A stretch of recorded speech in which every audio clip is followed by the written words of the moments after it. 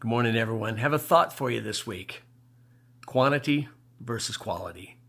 So many times as people, we're always looking over the horizon to see what somebody else has. We're looking over the backyard fence to see what the neighbor has.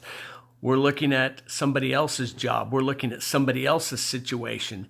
And so many times we compare ourselves with others, and that destroys something inside of us. I like to call Facebook fake book, because most of the thing, well, maybe not most, but a lot of the things on there people want you to see.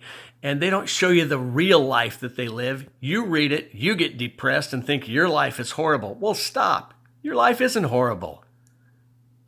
Don't gauge yourself by Facebook. Gauge yourself by God. Now, quantity versus quality, that's what we were talking about. The Bible says that all we need is a little bit of faith. It says if you have the faith the size of a mustard seed, you can say to this mountain, be removed and be cast into the sea, and it'll be done. So it's not this ginormous amount of faith that you have to have. It's using what you have. I encourage you this week, find your faith and begin to exercise it.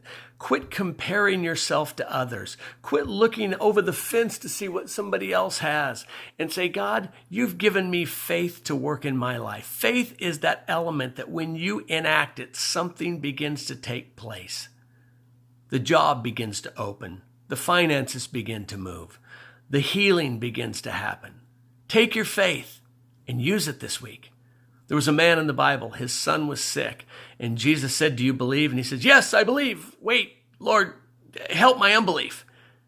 He knew he wanted to believe, but you know what? He had some unbelief in his heart too. And you know what? His son was still healed. So today, it's not how big your faith is, it's the quality of your faith. Take your faith, exercise it. It's like a muscle. If you don't use it, it will atrophy.